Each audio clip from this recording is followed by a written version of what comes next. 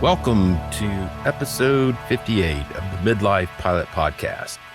It's a show where we talk all things aviation for those who are starting their journeys in midlife, as the name fits. This podcast is about sharing our experiences and the greater community's experiences as a midlifer. So it doesn't matter if you're a student pilot, seasoned veteran, or you just want to learn how to fly. We hope you join us. We are not here to instruct or teach. We just want to tell you how it's been for us. My name is Ben, and I am a commercial rated pilot here in the Atlanta area, flying a Cessna 182 and trying to stay proficient here lately with this weather coming in. It's going to be kind of hard to do. We have with us tonight Mr. Brian Siskin from deep in the heart of Music Road, Nashville, Tennessee. Find his beautiful Cherokee 180, also known as Lucy. Hey, Brian. How's it going? Yeah, I'm in the snow bunker of Music City. We got more snow in one day than what is entirely our yearly average, so it's good times. I think about two-thirds of the country can say that right now. It's kind of crazy. Yeah. Also tonight, from the West Coast, the Best Coast, and also the Cold Coast. From Portland, Oregon, we have our sport pilot, Ted, flying the CTLS, affectionately known as the Egg. Good evening, Ted. Hey, how you doing? Good. So Brian, to upset our people in Rochester and in all of the Midwest, how much snow is record setting? Hey, listen, man, it's nearly 7 inches of snow or something, right? Like, it's out of control. This is madness. This is utter chaos. I mean, this is actually terrible, but a friend of mine who's an old friend of mine that lives in the neighborhood, she texts me a message and shows me she was walking, slip, fall, broke her arm. You know, it's like, this is madness. We're not meant for this. And you know, and I heard, so I'm right by John Tune Airport, and I heard that the reason, so I was listening to the AWAS there today, and I noticed that all these taxiways were closed still and all this. And I heard through the grapevine that one of the reasons why is because they can't salt or chemical treat or whatever it is that they do because it's too close to the Cumberland River. And so they don't want to do that. And I'm just thinking the Cumberland River is like battery acid and fecal matter. I don't know what they're holding on to, but anyway. So yeah, you know, it's mass paralysis, hysteria, you know, the whole thing. Just in the forecast, they start shutting schools down here. But part of the point is that we live here to get away from the snow. So when it comes, we don't know what to do with it. Well, let's jump in, take care of a few housekeeping items since we sort of skipped it last week. We were all in different spots and my brain was in a different place. So the first thing I want to do tonight is thank our new supporters since 2 episodes ago. We have Doyle H., Mark O., Dan Y., David M., who I saw is in the chat tonight, and Darren G. And if there are others in the chat that have recently become a supporter, we just want to say thank you. We're broadcasting live on YouTube every Tuesday night, 8 p.m. Eastern, 5 p.m. Pacific. Audio version of this podcast is available wherever you get your podcasts, Spotify, iTunes. You can subscribe, so when we upload a new episode, it's sitting there waiting on you. Love getting feedback, and we've gotten some recently. We'll be playing maybe a voice message we got a couple of weeks ago, I think it was. But send us an email at midlifepilotpodcast@gmail.com. Don't forget the merch store, store.midlifepilotpodcast.com. And we got a lot of good stuff in there. T-shirts, pint glasses, hats, stickers, you name it. So with that, do we want to talk about our topic tonight first, or do we want to talk about the fly-in? We didn't discuss this ahead of time. Let's get the fly-in conversation out of the way. There's been some developments, so let's just remind people that we have an amazing fly-in event set up for April, and we're expecting you to be here. And Ben is the sage of accommodations as well. So we've made some progress. I sent out an email. If you've gone to the website, which will be in the show notes, and you can fill out some information. We have sent out an email to everybody that's shown an interest saying, here's what's up. We currently have reserved 3 houses that are basically connected. They almost look like townhomes. I guess they are townhomes. And we're doing this on a first come, first served basis. We have 4 bedrooms in each of these townhomes. And so we have, if my math is correct, 12 rooms. We're not going to ask anybody to bunk up with each other. We're going to offer it up to the first 12 people who pay. And as of now, we have 8 people that have already committed to come, and who have 6 have paid. 2, I think, will be paying very shortly. So actually, it's 9 now. It's 9 people. And this compound, by the way, is something else, right? Like, because it's conjoined houses. There's also a lot of people coming that are not staying at the compound, of course, right? We've got people staying in hotels, various with friends, other things. But the compound is going to be the center of activity. So it's for midlife people, I guess you would say the closest sort of facsimile to this would be, it's going to be basically like a midlife pilot real world without the drama, but maybe some of the booze. I'm not really sure, but anyway, the compound's going to be the place to be, and really close to the airport, and a lot of places to walk to right around there. So, restaurants, coffee shops, all of it. It's just going to be, it's just going to be the hub. We're not asking you to stay in the house. We're just offering up for those who want to. So it is filled up pretty quickly. We still have a couple of spots. We also have an option to add a 4th house that's also right next to it that has 3 bedrooms. So if people keep signing up for it, we'll add that. The other thing, and you'll see it on the website that's located in the show notes. We're giving you a menu of options of things to do on Saturday.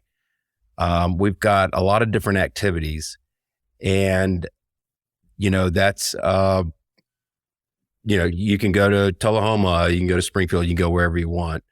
I love flying past 50's comment, midlife pilot real world, in bed by 9, and everyone has a CPAP machine. That's awesome. So I'm really excited about how this is starting to pan out.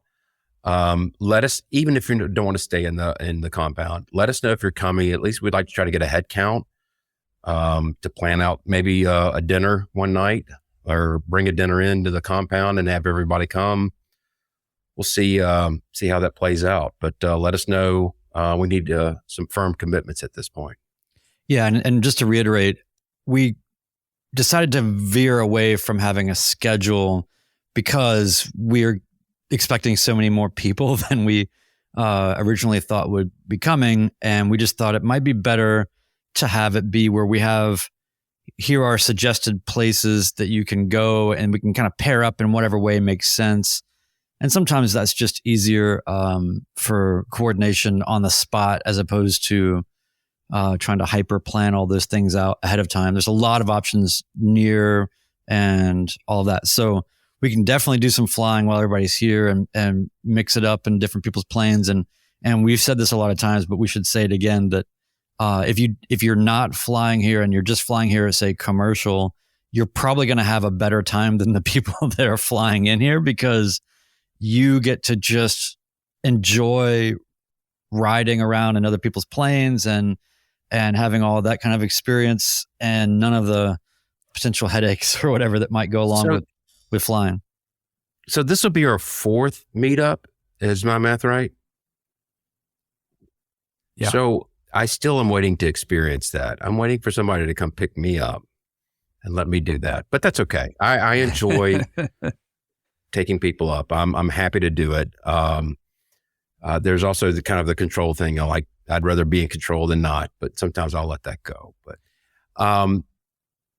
there's no plan. We've got 4 or 5 destinations that people can choose to go to on Saturday. You can go wherever you want to, but we've got 4 or 5 recommendations of places to go. If we get 15 airplanes, that's just going to be tough to coordinate everybody flying in and parking and dealing with all that. So that's why we made that decision. Oh yeah, and that actually brings up another point real quick, which is to say that everybody coming into John Tune, they've got plenty of room for transient parking. Come one, come all, and we'll be working some stuff out with them too to try to at least get us all put in the same area. But John Tune is a very full service situation, so anything you're going to need, you'll have, and all that. So anyway, so that's enough for about the fly-in. We'll be coming back to this a lot, I'm sure. But the website for the fly-in is in the show notes, and keep an eye on it. And Brian Drennan just posted in the chat, how do I sign up for a room and how do I make a deposit? Fill out the form on the website that Brian just gave, and you can look on the show notes from the previous episode as well. I believe it's in there. And we'll send out an email and let you know how payments can be made, and we'll give you all the details for all that. So yeah, we used to have Ted. Didn't we used to have a little card that we could show on the thing?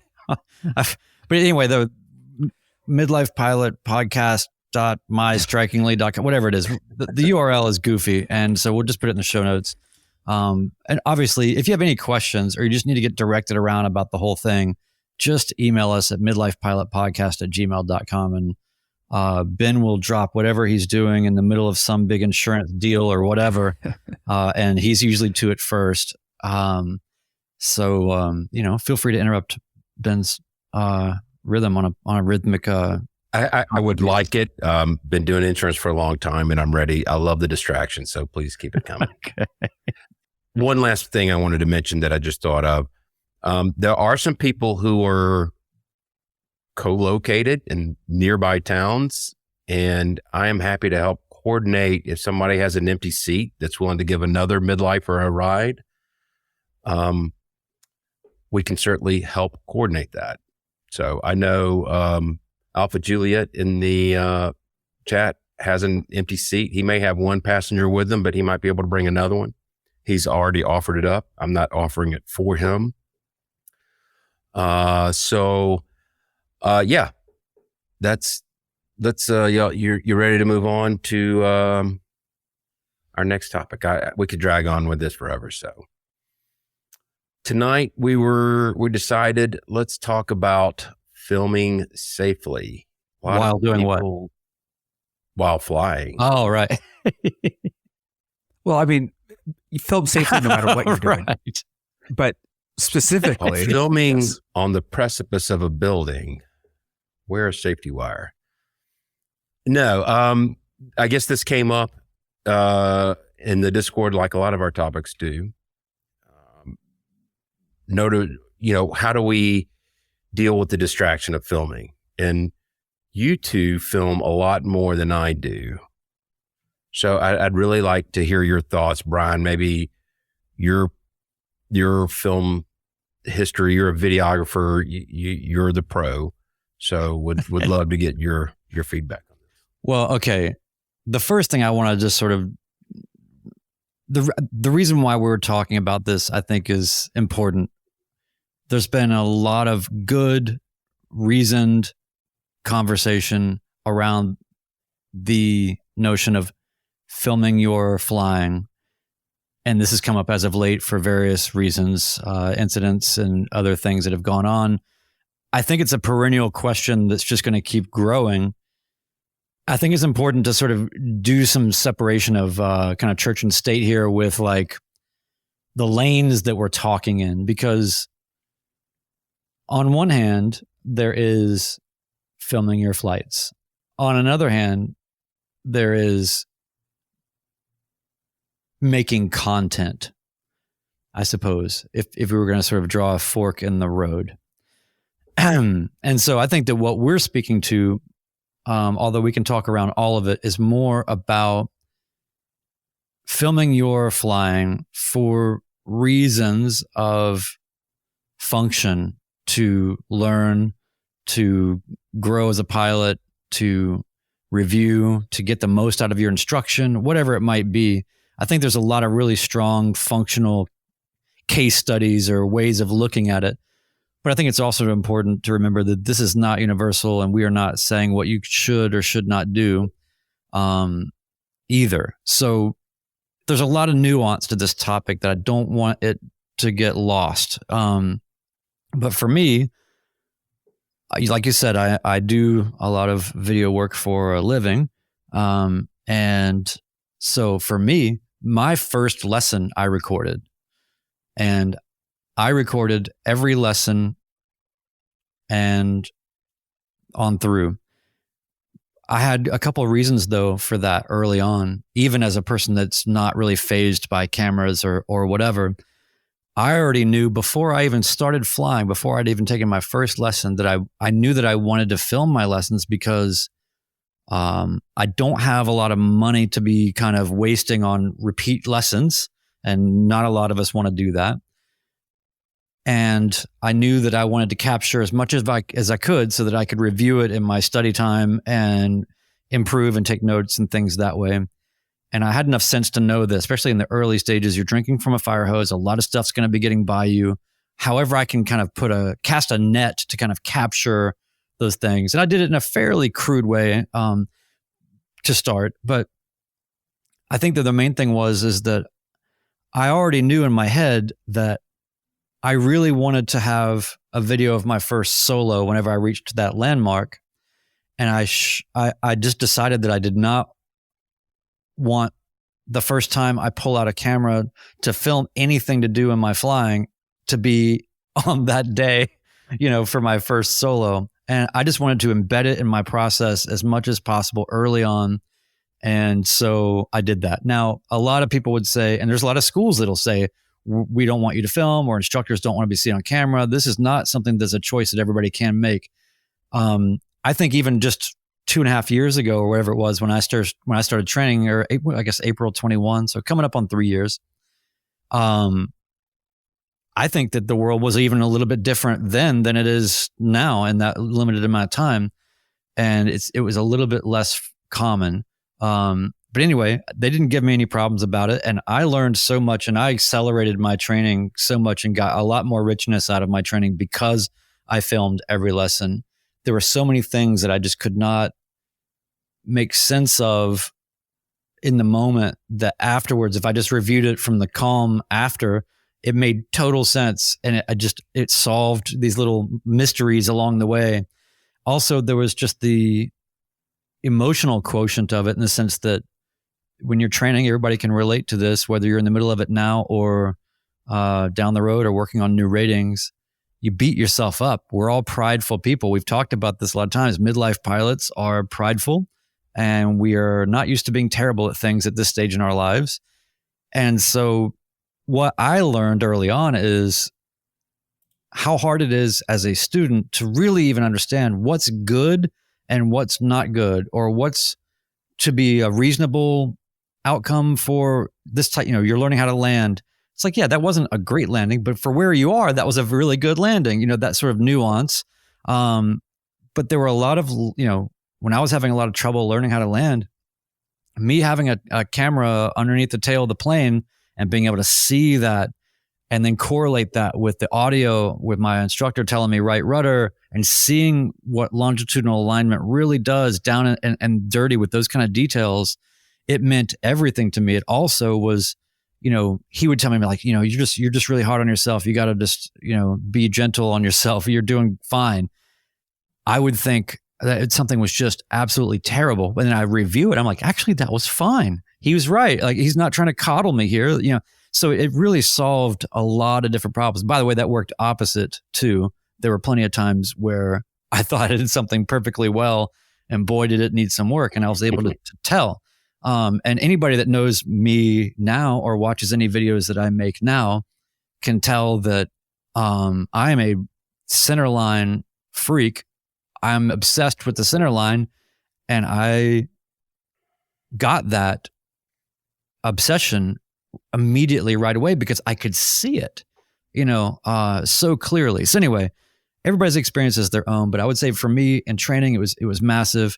I don't film every flight now at all, for sure. Not like I did then, but I will do it from time to time. And I am always glad that I did, even on the boring flights. So we're going to be breaking this conversation down a lot. This is going to go on for a while here, but I just wanted to kind of get that out because we want to talk about sort of the pros of filming your flights, but then we'll get into the cons of filming your flight. And then we'll get into some of the other particulars. And there's a lot, like I said, there's a lot of nuance that I want to get into around the current culture of filming and content capturing and what people are doing and YouTube and, all of that stuff. But I think that as much as I want to clarify some of those nuances, I really think it's important to just get it down to the essentials, because I think there's a lot of people that just say carte blanche, filming in your plane is bad. And so, right. While in many cases that can be true, I wanted to talk about first the reasons why and how much I've benefited from it. And even recently, you'll see videos that I've published where I had a really weird ATC interaction or something, and then our previous guest on the show, Scott Weckler, who's a controller at B&A, he'll see the video and go, oh, that's really interesting that happened. Here's how you avoid that, or you couldn't have done anything different. Don't worry about it. So, I mean, it's interesting to capture even later on, just as a means of kind of, I'm not saying like, building a case, but, sort of documenting one way or the other, because there's a lot of weird, ambiguous things that happen when you're flying. And so it's nice to be able to go back and review those scenarios and make sense of, you know what? I never even heard that. And that's why the cascading effect happened here where so I think there's still value to it. But all that to be said, before we get into sort of the hows and the best practices and all those things, I want to kick it around to you, Ted. And what do you have about the pros of filming? Because you're another one that did a lot of that in training and do it now. Yeah. I'll explain kind of how I got started with in a sec. But Flying Past 50 said he started recording because he realized early in his training he didn't register what his CFI was saying because he was hyper focused on quote unquote doing all the things. That I think is one of the key reasons to record early in your training is that you're so saturated with everything that's going on, listening to your CFI, listening to radio, seeing the sight picture, all that. There's no way you can do all of those things. And so it's a way to extend or clone that time and be able to review it. So that's kind of what got me started on it too, was so I could review. And I didn't really care about the quality. I wasn't after having the most beautiful picture, right? The first goal is you just have a camera that points forward. That's it. The camera is kind of second to the audio in my mind, which I didn't realize until I started filming. But that's what did it for me. And I knew when I was going into training that I wanted to record, even though I didn't have a camera to use for it yet. And by a few lessons in, I was starting to experiment with getting it set up in the plane and learning how to do it. But I actually chose a CFI because he did photography and video work. And so I knew, this is somebody that records its own flights. Like this is a good sign that it's the type of person that I'm looking for. And you're right. That's only been 18 months, 2 years ago, but it has changed for good and bad, but it's more common for people to walk in with GoPros. I certainly see it when I see students. There tend to be more. I also noticed, because I spent some time going around the country flying different planes, you can see how many planes have a GoPro mount in them. like Cessna 172s have it in a very specific spot on the ceiling. But so many of these rental planes already have the brackets for it. It's like, okay, that's a sign that whether the school allows it or not, people are recording. And that kind of amused me. Yeah. So if you've been to my YouTube channel, you'll see 3 videos up there created over the last 6 years. So a prolific videoer I am not, but I knew we were going to talk about the subject, and Alpha Juliet in the chat, he and I went up yesterday. I was needing to get some instrument approaches in. It was getting to be close to almost knitting an IPC. So I knew that I wanted to film, and this is really, for me, it's kind of why I stopped filming. It's hard for me to separate from being a videographer and being a pilot. And trust me, once we got into the airplane, I forgot that they were on, and that will be evidence. I haven't got the videos yet. He's going to be sending them to me, but it's evidenced by how much cussing I was doing.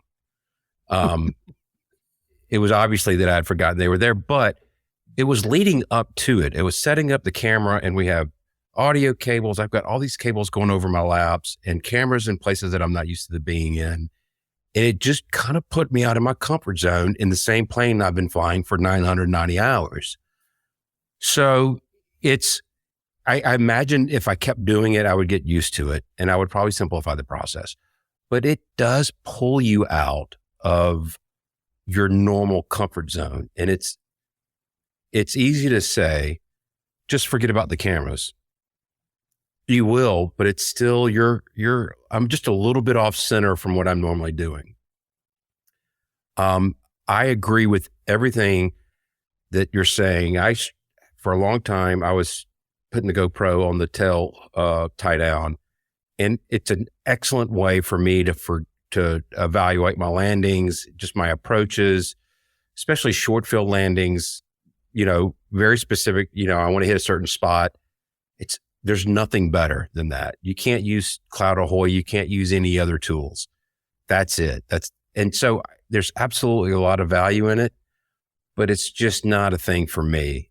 I will still record from time to time, but I've got to get that pattern. Just like you were saying, Brian, you started doing this on a regular basis through your training, and you built that into your habit. So it became comfortable to you. But for me, yesterday, I had a great time. AJ and I had a great time flying. I just was way out of my normal zone. Gotcha. Well, I think that's the gamut of it, right? Just like anything, I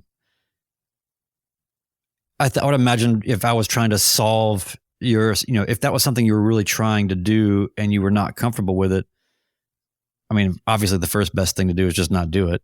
But second would be just have, like Ted's talking about, just have a simple overhead camera that you set and forget. You're not looking at it. You don't have any wires around you. You're not, I don't know. So there are simple things, but yes. So again, I had it built into even checklists to where I had it kind of partitioned off as a process to where I was checking this, checking that. And then I could, once I sort of had checked the last thing, I knew now I'm getting into these other things. Like I'm not going back to anything to do with the cameras again for this whole flight. And I've had, on occasion, I've had a camera fall down or something. And it's just like, chuck it, like who cares? I don't check them in the middle of a flight to keep sort of seeing if it's on or whatever. The most I'll ever do, and I think this is pretty common, is if I'm on a longer flight and I want to save the batteries inside for when I'm arriving at the place, I'll just hit the button when I'm, in a good spot to do it, to just stop the recording or whatever and then start it later. But, here's the thing. In the big picture, we've been alive long enough to see a lot of new things come about that everybody was up in arms about until they settled into the reality of it. Being here in Music City, So there's this, so the local rag here or whatever is called the Nashville Scene. It's kind of like the Village Voice of Nashville, right? Like it's kind of the culture magazine and newspaper of the city, Nashville Scene. And they have a thing every year called You Are So Nashville If, and then you sort of fill in the blank, and then they pick winners and then publish them and, all this. And when I moved here in 1998, I saw hysteria going on in the music industry here because of MP3 files. And everybody was losing their mind. All the publishing companies, all the record, just everybody, just because of a file format all of a sudden being small enough to where you could feasibly download a record in less than, an hour or whatever it was. And I remember I submitted to the Nashville Scene, You Are So Nashville If, and I put in there, You Are So Nashville If you think MP3s are bad for the music industry, but don't know how to download them, and that's really what it was. Is just that people just people were just not understanding something and just condemning it. And I think that, which by the way, just as a joke, about 15 years later, I submitted the exact same one again and they published it again. So that goes to show how slow moving that can be. But anyway, the point is, with every type of technology, we come across this, right? And so now I am irritated when I'm when I'm driving and I see people texting and on their phones. It makes me insane. Pay attention to what you're doing. I feel like don't include me in your Darwinian experiment. I didn't sign up for this. So I understand that this is a new thing, but I think that with all of those new things, it takes a little bit of understanding. There's a right time and a right place. There's a right use and a bad use. There's the challenges of just the newness of it. So with respect to filming and flying, I do see how there are certain people that, not just you, Ben, but just in general, where it's just not a good idea. If your hands are full, there are certain people we're all at different levels and different comfort levels and flying in different environments. So there's nothing universal here, but ultimately we can't say that for everybody. It's, if your airport is right under a Bravo and super busy and I don't know, and there's a lot going on and maybe it's really hot there and then your cameras are always overheating. So it's forcing you to want to deal with, I don't know, there could be any number of variables where it's like, you're not a good candidate to be doing that as much as there might be these benefits. So I think that there's definite cons that people should be aware of and make those decisions for themselves. But I don't think it's, I think some of that's being short sold, for the notion of safety. I think that there can be increased safety. And then also I think that, now this is a little bit of a strange thing, but when you're filming and your cameras are on in your plane, it's kind of like a way of mimicking what it's like to have an instructor with you or somebody that you want to, I'm not saying like when the cameras are off, I don't do checklists or none of this stuff, but it's like, I'm just saying there is something about there is a silent kind of accountability ghost that kind of is summoned inside the plane. And so there's that too, as much as, and that can go either way. So, I think that in general, it's a good thing, but yeah, if we're talking about cons, and we'll get into this and a little bit more, but, and Ted, I'm going to hand this over to you, but, I think there's a huge difference between people that are doing it to make content versus, people that are doing it to get better, or just to maybe just capture and just basic memories. Like this is the first time I flew with my mom or whatever it is. So, all that being said, people have to be smart, like everything else in aviation. You got to make decisions about weather. You got to make decisions about the airplane, make decisions about this and whether it's the right thing for you. But, on the cons, note, Ted, what do you think? I think that's kind of a good thing to think about is, that there are people who see, oh, you're recording, and they instantly go to the bad cases of that. People performing for the camera, people jumping out of whatever it is. And it isn't it isn't necessarily that. And you're not going to be able to convince people that, hey, I've got a GoPro in the plane. Oh, well, you must be flying for the GoPro, right? Like you're not going to convince those people. So it's how do you feel about it? I noticed that a lot of our people in Discord that have this on their checklist usually have a note about forget about the recording. Once you start it, forget about it. The last time you think about it is before you take off. And at whatever point, right after startup that you start the GoPros and then you never think about it again. And I think that's a fairly common thing. I think that though, no matter what, they're there. And especially if you have a camera fall and you hear it or it lands in your lap, it's hard to not be distracted by that. It's hard to know, oh, the battery in this lasts somewhere over 60 minutes. I should change out the battery now. But you're in the pattern. Why would you even think about that right now? You're too busy with everything else. So I think that as much as we do try to ignore it, you got to admit that it's still there. There's no way to completely ignore that it's there. And Peter T in the comments said that. He said, is it possible to completely ignore the comments? I know that's the goal, but can you ever fully ignore them? He said the cameras ignore you said ignore the comments, which is maybe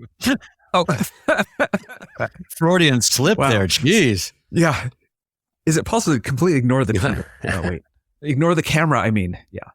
And that's true. I think that it's, your own personality, and if you can ignore it, and what the trade-off is of a recording versus not. I did some pattern work at an airport that had kind of some weird winds, and I got back and I wanted to review my final landing, and I looked and the camera wasn't recording. The battery had died. I didn't even know it during the flight because I didn't think about the amount of time that I'd been doing that. But it wasn't the most important thing of my flight. And I think that you can kind of extend what Brian likes to say about the flying is optional. You don't ever have to fly. That's especially true with the video. You don't ever have to record it. That's on top of that. And people that like, okay, I'm going to buy a GoPro and record my solo. It's like, oh man, this is like the worst possible time, because you need to have some time where you're just setting it up and trying it, getting the settings wrong, forgetting to record, forgetting to start it, getting the audio wrong. And then if it comes down to the day that you're flying with family or you're doing your solo and you get it wrong, that's life. But don't set yourself up for the failure of installing a whole bunch of equipment right before the one important flight.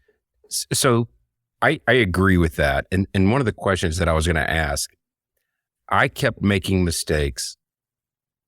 Let me take a step back. I was aspirational in I wanted to record every flight. And I had a string of about 4 or 5 flights where something went wrong. And it was kind of to where I was like throwing my hands up in the air. I'm done with this.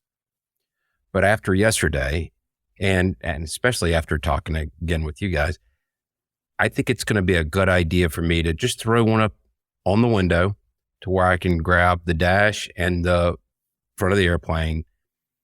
I can hook a power cord up to it and just know that it's there, but forget about it. I won't have cables everywhere. I'll record audio on a separate recorder, whatever the case may be. My point being is, I think, to your point, Brian, I think there can be a learning curve in recording your flights, just like there's a learning curve in learning how to fly an airplane. Start off simple. Ted, you're right. You're going to make mistakes. Just create a checklist of what you need to do. I think John Mulvey in the chat, glad you're with us, John, says, I do ignore them. I start the cams before, then I grab the cams at the end of the flight. Watching my IFR approaches has really helped me with my debriefs. And I've gotten very lazy with my debriefs. I don't know that I need to debrief every flight, but at least for me, even if I don't publish these videos, I feel like it would be better for me to just take a look at it and make sure I'm not getting sloppy. Well, so what would you say would be, if we were just to sort of rapid fire here, here's all the ways you can do it wrong and do it unsafely or whatever. I can start us off. We can rapid fire like what you should not do. What you should not do is, obviously we've talked about this, like don't prioritize it at all, really. And also set things up in the same way that you would if you're setting up a sentry in the window or whatever it is that you're doing. You set it up in such a way that you're making sure that cables and things are not in your way or limiting movement or in the way of instruments or controls or, all of that. If you don't do that, then you're going to cause potentially a problem. Don't leave a sack full of GoPro batteries in your baggage compartment while you're in the middle of the desert at 105 degrees, or whatever. I don't know, just like use common sense, whether you're filming, whether you're storing the stuff, how you're setting it up. But I think that the number one way that people can get themselves in trouble filming for a particular type of personality would be those that play up to the camera or do things that are out of the scope of their normal behavior or safety envelope because they're playing up to the notion of filming, whether it's for your own jollies or whether it's for making the content. I think it's important that you not change what you do normally. What do you got, Ted? Since I've been flying in one plane and it's in a hangar, which is, I know it's kind of a double fortunate thing, but I was able to get my camera set up and get my cable set up and just leave them there. In fact, I don't even pull the cameras out anymore. I only pull the memory cards out. The cables don't have to be moved or anything else. And that's a luxury that I didn't have when I was renting and training. But that's definitely the number one thing is figure out your basic setup and just do it. Just be consistent. Okay, I put in one camera here. I put this one cable in here. I connect it and I'm done. If you find that you're troubleshooting it in flight, you're trying to verify that things work, that's a bad sign. I would say for me, and I've received this advice from many people, including you two, just do one camera. Don't go for the B-roll, C-roll. Just do one camera. Flying Stampede says in the chat, the Insta360 is awesome because you can catch some really great angles, which actually may be considering buying one of those. But yeah, just one camera and keep it simple, stupid. That, and you don't have to record every flight. If it's starting to become a distraction, then take that distraction away. Man, I can't believe, as much as I loved my tailwheel training, I didn't really capture hardly anything. I was just so consumed in what was going on that I just didn't really bother. I'm actually kind of bummed because I really would have gotten a lot out of that. But I was so focused on what I was doing that I just didn't. So, you can't win them all. You can't capture everything. And sometimes it's better to not see what you just did. Because in your mind, if it's still like, that you're really on your game, then just live in that mythology. Don't let any reality get in the way of your false opinions of yourself. No, but anyway, well, that's a lot, but I'm glad we talked about it. We do have a previous episode early on in our long running podcast here where it might even be the first one, if I'm not mistaken, but when the original Midlife pilot and I were talking about why we film our flights. And we talked a lot about these things, but we didn't get into some of the particulars that we got into here tonight. So I appreciate you guys going down that road. And then we definitely want to just, look, everybody's got their own way of filming, their own gear that they prefer, all of that. We are not recommending that anybody start, don't endeavor to do something just because we said to do it, please. But for those that have a basic hankering maybe to kind of take this on, obviously there's a rich chat going on all the time in our Discord, but if you want the TLDR, isn't that what the kids say? TLDR. Yes. What does that even stand for? I don't know. Like, too long didn't read. Ted has the TLDR for the gear. So I came up with a really quick list. This is not our recommended list or anything else. It's just the minimum you need to record your flight as. And we're not being sponsored by any of these people. I can promise you that. Not being sponsored. Yeah. So there's a few things. Number one, GoPro. Recommend the Hero 11. We can talk about the reasons why. It doesn't really matter. GoPro Hero 11, just buy it. Next is the in-flight cam audio adapter. In-flight makes the simplest cable to use, and they have the adapter that goes straight into the Hero. So that's your second thing to buy. And your third thing is some sort of mount. We're talking about interior mounts. That is a completely different conversation as mounting to the outside of the plane and the risks in that. Not talking about that. For mounting it inside the plane, you've got an adhesive, you've got a couple of suction cup options, and that's it. That's what you need to record. Have plenty of arguments. There's plenty of other choices, but the main things there are you've got to have some way to get audio. And you've got to have some way to mount a GoPro. Period. So Ben, you want to take us to our feedback? Yeah, we've been getting a fair amount. The inbox is going pretty steady. You can actually leave us a message on our website. There'll be a link in the show notes. But we did get a voicemail from Scott M. And Ted, do you have that queued up? Yeah, let's check it out. Hey guys, Scott Maitland here. Just recently got my private pilot after about a 2.5 year process that included actually buying my own light sport cruiser plane to do my training.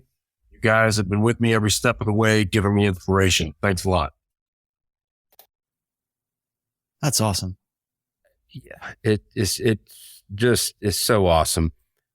When I first started listening to the OG Chris and Brian, I didn't have this podcast when I was going through my training, but it was okay because it was bringing me back to my training days, and I was experiencing the same thing that they were. It was reminding me of all my experiences. And when I hear somebody new come on, we've got a very vibrant Discord server. We can send you an invite. Send us an email at midlifepilotpodcast@gmail.com. I genuinely get excited when somebody's got their check ride scheduled for whatever rating it is. There's something fun about reliving that with other guys and ladies, anybody. It's just so much fun to do. And I get so much out of it. So Scott M., thank you for that feedback. We really appreciate it. Anything else to wrap up the show tonight? I'm so happy to see the people that have check rides and have written tests coming up. I put them on my personal calendar because it's so exciting. It is, and I love getting the debrief. This time of year, the debriefs are fun. We'll do a voice call on the server, and just hear their reaction. Man, I don't know. It's just a lot of fun to be a part of. Also, people have different little moments or experiences that we sort of whip together a video chat for in the Discord that like when Steve got ramp checked, or I don't know, just various things will happen where it's like, okay, well, we got to hear all about this. Forget all this typing. Get in here and then let's talk this out. We want to hear this firsthand. So, it really is a great thing, and I can't thank everybody enough for helping to grow the thing. It's been pretty incredible to see how that's been happening. So yeah, and by the way, Ben, I really like your hat. Thank you for wearing that tonight. He's got the Nobody Cares hat on. I gotta say, I get so many comments, and they're not the comments that you would think that you would get. They're like, that hat is awesome. I thought people were gonna, why are you so callous? Yeah. No, they're like, that hat is cool. I mean, it's the street cred I'm getting with the young kids. I wear it everywhere. Yes, it does sound like the cozy, warm blanket of apathy that we can all wear just to feel better. But it's beyond that. It is my creative manifesto, which It is. so anyway, those hats, you can buy them on my website. I'm sure it'll be in the show notes or something. But look, I'm not into peddling hats anymore, guys. I have these notebooks now, and I appreciate you guys being the first 2 orders. I figure like anything I make and sell, I can count on at least you guys Sell 2 of them. jumping right on it. No, but Banjo Pilot puts in the chat, you should include upcoming check ride section of the show. We will absolutely put that down, number 1. Number 2, send us emails at midlifepilotpodcast@gmail.com if you have an idea of a show topic. We want to provide value to you guys. So let us know. We've gotten some great suggestions in the Discord server as well. Again, just send an email to the address you see on the screen there, and I will send you an invite. It's a really great community. It's a lot of fun to hang out there. So anything else for the good of the order, gentlemen? I think we're good. I think we are too. Yeah. Thanks everybody in the chat for joining us tonight. Signing off, episode 58 of the Midlife Pilot Podcast. Good night, everybody.